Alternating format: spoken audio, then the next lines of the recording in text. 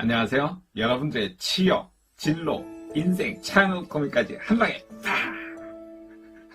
날려드릴 커리어 코치 정철상입니다. 반갑습니다.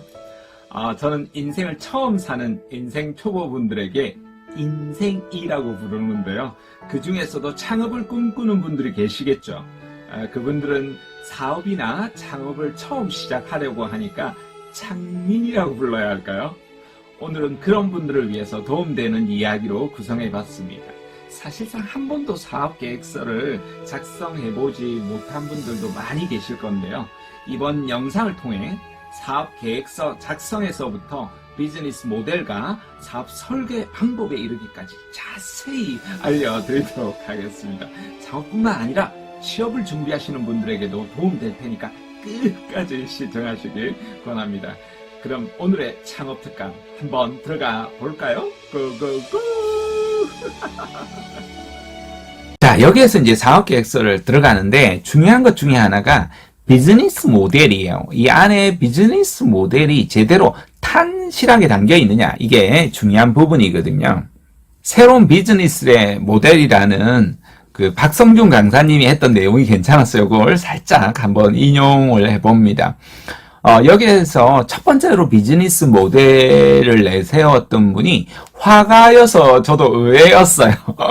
화가 루이 다비드라는 프랑스의 화가라고 합니다. 근데 이분이 그림을 이렇게 만들어내는데 사실 화가도 그렇고 예술가들이 원래 춥고 배고프고 힘들잖아요. 우리가 보는 화려한 연예인들이나 예술인들은 거의 다 이제 이미 뜬 사람들이죠. 그죠? 그렇지 않은 사람들은 힘들거든요. 이분이 어떻게 했느냐면 예전에는 후견인 방식이었던 거예요. 후견인 방식이 뭐냐면 이탈리아 르네상스 미켈란젤로 같은 사람은 메디치라는 가문에서 이렇게 후원을 했었거든요. 그러니까 좋은 사람들이 계속해서 이제 예술가들에게 후원하는 겁니다. 이런 식으로 이제 계속해서 후견인 모델이었어요. 과거에는 전부 다 이제 내 작품을 좋아하는 사람들이 후견인이 없으면 이제 지속하기 어려운 모델이었는데 이분이 전시회를 열었던 거죠. 루이 다비드라는 사람이. 지금은 너무나 당연하잖아요. 전시회 가서 이제 입장료 내는 것들이 너무나 당연한 모델이었지만 그 당시에는 그런 모델이 없었던 거죠. 그래서 자기가 만들어놨던 전시회 작품들을 보기 위해서 입장료를 내도록 들어오도록 한 이것이 최초의 비즈니스 모델이다. 이렇게 말씀하는데 공감이 확 가더라고요. 남이 보기에는 아무렇지도 않은 거예요. 지나고 보면. 그런데 그 당시에는 아주 획기적이었던 거예요. 내가 스스로 후견인 없이도 사업을 영위할 수 있도록 모델을 만드는 거죠. 요런 게 비즈니스 모델이다. 요렇게 쉽게 생각하시면 금방 귀에 쏙쏙 들어오죠. 이렇게 이제 비즈니스 모델을 폴 티머스 교수는요, 조직이 고객을 위한 가치를 어떻게 창조하고 전달하고 어떤 방식으로 수익을 얻는가를 설명하는 체계적인 흐름이다.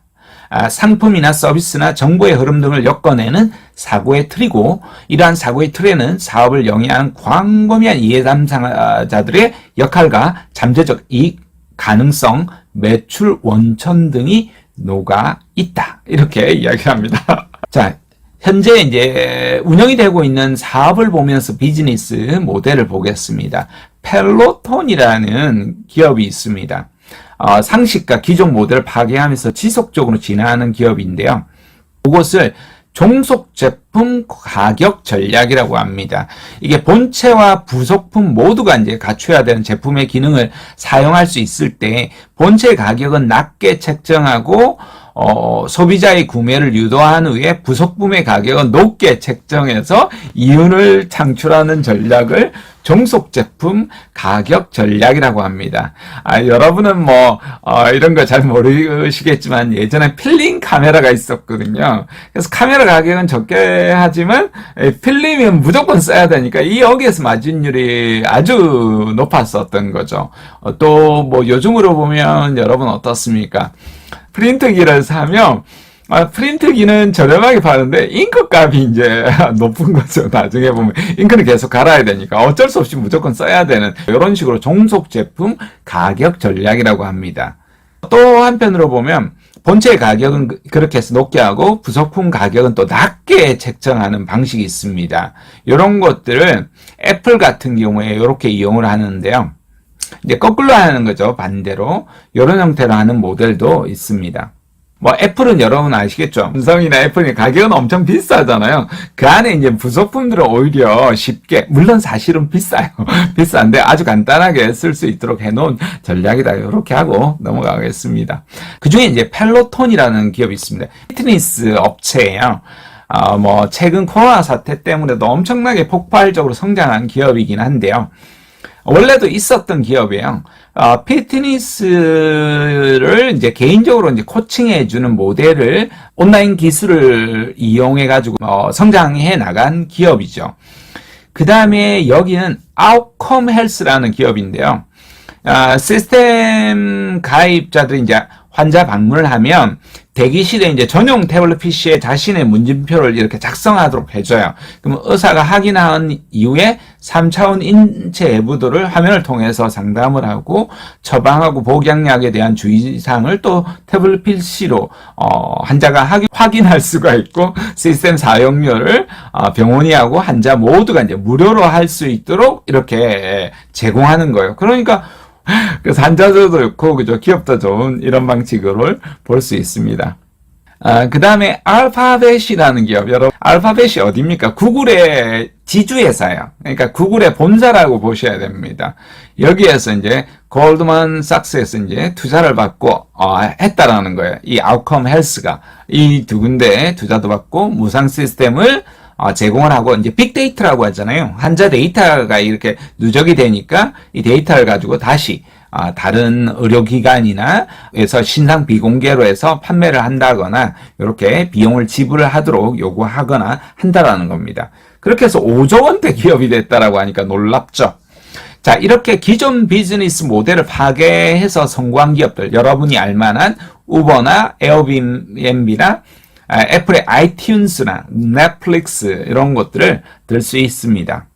자, 이런 것들이 이제 사물 인터넷 기술을 통해서 이제 바탕이 되는데요. 여러분 아시죠? 인터넷의 디바이스가 서로 연결되는 거잖아요. 서로 우리 개인적인 사람의 어떤 개입 없이도 할 수 있는 게 IoT, 사물 인터넷이라고 합니다. 이런 것들을 스마트 커넥터 디바이스라고 해가지고 기존 제품에다가 센서나 여러 가지 소프트웨어를 넣어서 통신 모듈을 해서 집안을 이제 우리가 스마트폰으로 전부 다 미리 추울 때 그죠? 보일러를 켠다거나 에어컨을 켠다거나 그런 식으로 굉장히 하는 방식 이렇게 볼 수 있겠습니다.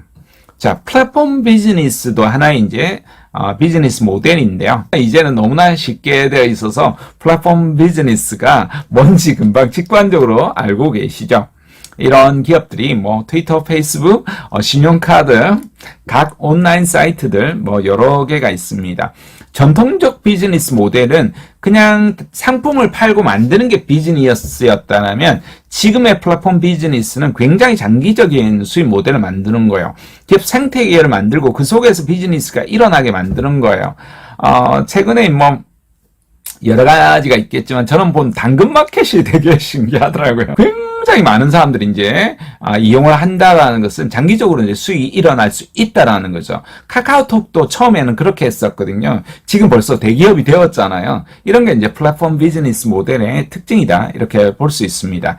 플랫폼 비즈니스도 한 3개로 나눌 수가 있는데요. 제품 플랫폼이 있고 고객 플랫폼이 있고 플랫폼이 있습니다. 이렇게 해서 성공한 기업들, 과거에 이제 노키아들 이제 망해버렸죠. 고객 플랫폼은 웅진코웨이, 그 다음에 애플 앱스토어를 대표적인 기업 사례로 이렇게 언급할 수 있겠습니다. 산업을 주도할 수 있도록 최근에는 굉장히 이제 바뀌어 나가고 있는 추세죠. 그래서 모바일도 이제 굉장히 많은 사람들이 이제 사용하다 보니까 여기에 대한 플랫폼도 아주 다양하게 확장 일로에 있다라고 볼 수 있습니다. 그래서 이걸 이제 사용량 기반의 비즈니스 모델이에요. 물도 무조건 돈을 내는 게 아니라 사용한 만큼 이제 돈을 내는 방식이라든지 1인 가구라든지 이렇게 쓰는 사람들은 좋게 쓰니까 돈도 좋게 내야 되지 않느냐. 굉장히 이렇게 합리적이죠. 그죠? 이런 식으로 여러 가지 뭐 공기청정기라든지 안마기 의자라든지 이용한 만큼만 지불하는 방식이 될 수 있겠습니다. 그다음 주문 시간을 앞당기는 비즈니스 모델도 굉장히 유용하게 활용이 되는데요. 디바이스나 이런 기기를 통해서 이용 패턴을 파악하여서 자동으로 고객이 주문할 수 있도록 서비스를 도와주니까 굉장히 빠르게 주문이 들어올 수 있겠죠. 이걸 아마존에서는 아마존 대시라는 모델로 활용하고 있다고 합니다. 세 번째가 관리 서비스 비용 절감의 비즈니스 모델인데요. 항공기 엔진 서비스라든지 건설 중장비라든지 공기 압축기나 이런 것들도 원격 서비스를 통해서 솔루션을 제공해서 고객들이 비용을 절감할 수 있도록 도와주는 서비스를 말합니다. 네 번째가 이름이 좀 어렵죠. 프로비스 모델이라고 하는데요. 프로덕트와 서비스 두 가지가 합친 모델이라고 합니다. 제품 서비스를 통합하는 비즈니스 모델이라고 말하는데요. 세탁기의 드럼통이나 이런 곳에서 오염 측정을 한다거나 침대 매트릭스 오염 측정이라든지 자동차 보험회사에서 디바이스를 이용해서 자동차의 주행거리, 주행시간, 주행경로, 운전자의 운전 습관에 따라서 보험료를 할인해 준다거나 카카오 맵이라든지 그죠 T맵이라든지 이런 데서 그걸 받아가지고 운전 습관들을 나중에 보험사에 보험을 할인 적용해주는 이런 형태로 모델이 된 거다 이렇게 볼 수 있겠습니다. 다섯 번째가 플랫폼으로서의 디바이스 비즈니스 모델인데요. 이게 하나의 디바이스가 다양한 서비스를 이제 중개하도록 하는 겁니다. 앞으로 갈수록 이런 삼성이나 애플에서 이용하는 뭐 빅스비가 있고 이런 식으로 그것들이 전부 다 이제 통제해 나갈 수 있는 이런 형태로 바뀌어 나가고 있는 모델들이라 이렇게 볼 수 있습니다. 그래서 이렇게 상식을 깨고 기존의 비즈니스 모델을 뒤집는 것들이 비즈니스 변화의 시작이라고 볼 수 있는데요. 새로운 비즈니스 모델을 통해서 기업의 경쟁력을 창출하는 것이 무엇보다 중요한 시대가 되었다라는 겁니다. 자, 이제 비즈니스 모델로 들어와서 보면요. 여러분이 비즈니스 모델 잘 만들어야 되잖아요. 그러니까 기업 전략에서 궁극적인 목적은 바로 이익을 추구하는 지속 가능한 성장이 일어나도록 만드는 거거든요. 그러려고 하면 제대로 된 비즈니스 모델이 있어야 되고 수익이 날 수 있는 구조가 있어야겠죠. 경쟁업체가 하지 못하는 것을 가능하도록 이렇게 만드는 것들이 따라오지 못하도록 만드는 것, 따라오더라도 굉장히 비용이 많이 들거나 아주 느리거나 이렇게 만드는 것들을 비즈니스 모델이라고 볼 수 있는데요. 아이디어나 기술, 경제적 성과를 연결하는 프레임워크이라고 하는데 프레임워크가 이제 틀이다 이렇게 그냥 쉽게 보면 되겠습니다. 어떻게 조직이 가치를 창출하고 전달하고 획득하는지 논리적으로 정렬한 것이라고도 볼 수 있고요. 새로운 가치를 개발해서 고객에 전달하고 그 대가로 수익을 이제 기업들이 창출하는 체계적 방법에 의한 논리적 모델이다. 이렇게 보셔도 됩니다. 수익을 창출하는 기업의 기초적인 설계도다. 이렇게 볼 수도 있고요. 어떤 상품이나 서비스나 이런 것들을 고객에게 어떤 방식으로 판매할 것인지를 정리해 놓은 것이다. 이렇게 볼 수도 있습니다. 이게 다 업종이나 모델이나 어떤 기술이나 상품에 따라서 다 다릅니다. 그죠? 그래서 시장에서 기업이 고객에게 어떤 가치를 제공해서 이익을 창출할 건지를 설명하는 거다. 그 다음에 고객 가치를 창출하기 위한 기업의 내부 역량과 외부 환경을 결합한 독특한 사업 시스템이다.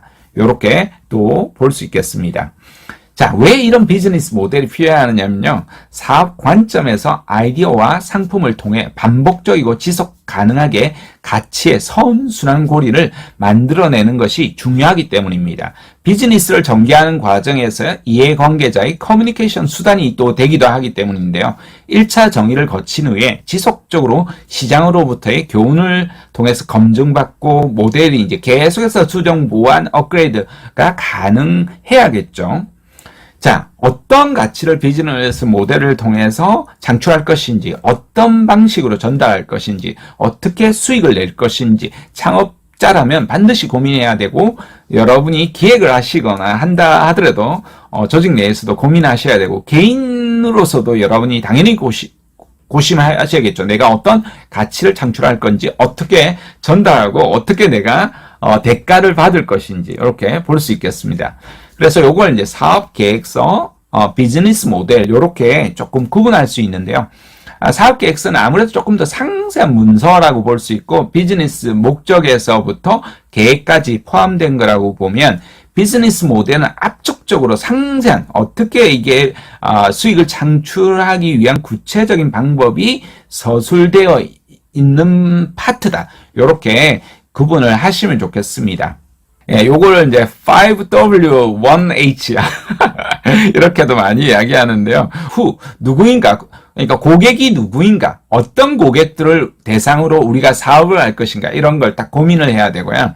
고객을 선택을 해야 되겠죠. 뭐 그게 STP 전략이나 포피 전략이나 여러 가지 전략들이 있을 겁니다. 그다음 프로덕트 서비스, 고객에게 어떤 가치나 어떤 제품이나 어떤 서비스를 제공할 건지 가치 제한이 들어가야 될 거고요.